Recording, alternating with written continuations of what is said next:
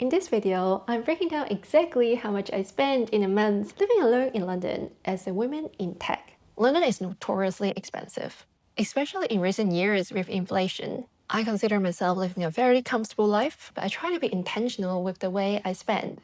If you're new here, hi, I'm Jen. In my channel, I share honest conversations about my life and career in London. If that's for you, like, subscribe, comment. Today, I'll be sharing my expense in April 2026. It is a month I stay here for the entire time, so it's more realistic in terms of everyday life. But first, I want to cover how I make money. I have a full-time job as a product designer in Fintech. It is my major income source. I also have dividends from my stocks and shares, and lastly from digital as a part-time content creator. I don't take all my earnings home.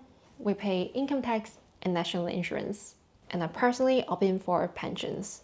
These are all deducted before I see my take-home pay. There's also tax on stock if you don't have an ISA, which I'll come back to it later. It was honestly a shock coming from Hong Kong, where the tax rate is much lower. But that adjustment also made me become more careful with my money.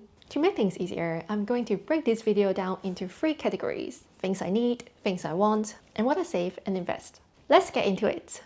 In terms of needs, my biggest expense is my mortgage. And location matters a lot to me. I want somewhere close to the tube and easy for the office, but also somewhere cozy that I genuinely enjoy spending my time in. I live in a 1-bedroom flat in Zone 2 East London, so my mortgage is £880 a month. On top of that, I pay a service charge of £250 a month, which also includes energy and electricity, which is a bit weird. So my total housing cost is £1,130. To put that in context, my neighbor in the same size flat pay £1,800 in rent, which is actually what I based my London apartment tour video on. Next, council tax, and it costs £114 a month. This is a tax I didn't realize existed when I first moved here. You're entitled to claim 25% single person discount, so don't sleep on that. For bills, my water is £23 and Wi-Fi is £17. Funny enough, my neighbor and I became really good friends.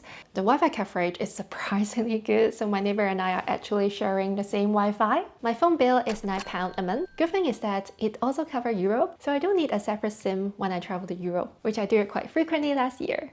For groceries, I spent £167. I'm not really a takeaway person. I cook nearly every day. Partly how I was raised. We see takeaway as less nutritious and less healthy, so I make sure my fridge is always stocked. And I also love cooking, so it wasn't an issue. I mainly shop at Waitrose. My health insurance is partnered with Waitrose, and I get 25% off from healthy food, which is what I normally eat. If you use the Waitrose app, they also give you a customized offer based on what you regularly buy. Who doesn't love a free park? Finally, transport. It is £57. Transport in London is so expensive. Luckily, I work hybrid. I don't need to commute to work every day, and I also live quite close to the office. Sometimes I take a free bus after work if I'm not in a rush. To sum up, my total need in April is £1,517. Next up is my wants. By definition, these are the flexible costs that can be reduced or eliminated without causing any negative immediate consequences. However, this category is equally important because we are here on the planet Earth to live, not to survive. But it's up to you to decide what makes you happy. I generally prefer spending on experience rather than necessary items. A new bed just doesn't excite me as much as a new experience. My biggest want is my gym membership. I paid £245 a month. Yes, it is expensive, but I go 5 times a week, and I genuinely care so much about my fitness and wellness. And again, location matters so much to me. It is only 5 minutes from my office, so I can easily go before work or during lunch break. I also easily get bored if I'm doing the same thing over and over again. I really enjoy the variety of classes they offer, so this is money well spent to me. Eating out is my next biggest expense in this category. Dining out in London is expensive.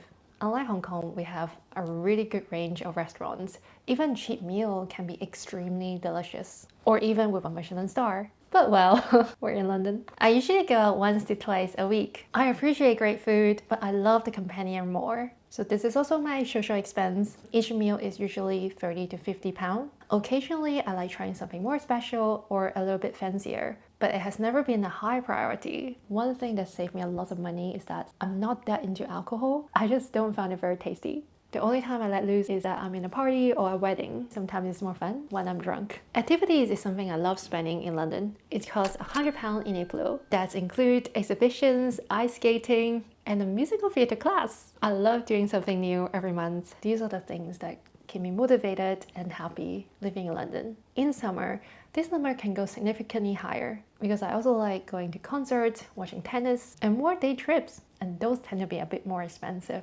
Winter has been really miserable, so I try to make the most in summer. For shopping, I spent £56. I don't really shop a lot. I've successfully created a capsule wardrobe, so I don't constantly need new clothes. My place doesn't have a lot of storage. It's giving me a headache if I have to figure out how to store things. So this time, I bought a pair of Puma Vicat ballerina shoes, and they're so cute. My friend had a staff discount. Thank you, Sarah. I also bought a book, so I just put it in the shopping category. I usually just listen to the audiobook, which is included in my Spotify account. The last item is subscription. Spotify, £9. CapCut, I'm on trial, so it's £3. And Amazon Prime, £9. My subscription in total is £21. I don't have a TV at home, so I just watched Prime Video. I cancelled my Netflix and Disney Plus because after work, the gym, and this part-time content creator thing, I really have no time. So my total wants for April is £648. So the last category is saving. Every month, as soon as I get my salary, I set aside £1,200 to invest into my Vanguard stock and shares ISA. I chose Vanguard because the fees are low and stable for me. I'm not a financial advisor, so please don't take it as any financial advice. I'm not a fan of picking individual stocks or time the markets every month. I'm more a stress-free investor. If you want to learn more about investment, I recommend reading The Intelligent Investor. I read it years ago, and it gave me good insights of what type of investor I am and helped me establish my investment strategy.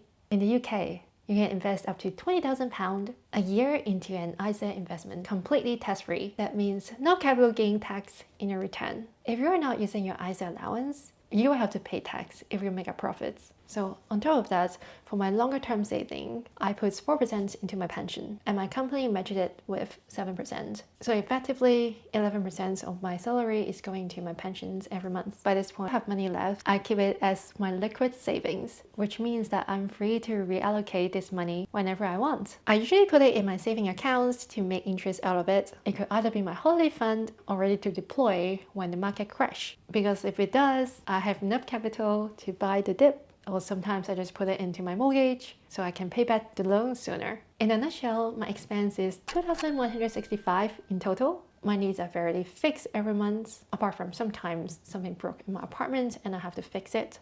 But my wants can fluctuate anywhere from -100 to 500 more, depends on whether I'm on holiday or not. So April is one of my leaner months. I feel quite intentional about how I spend money. Every category reflects on something I genuinely care. I consider myself living a really comfortable life, and I'm so grateful about that. After all, we really need to define what we care the most and let the rest go. If you found this video helpful or you have any questions, just drop it in the comment section. I usually reply to every single comment I saw. And if you want to check out my apartment, you can watch this video next. And don't forget to subscribe me. Bye!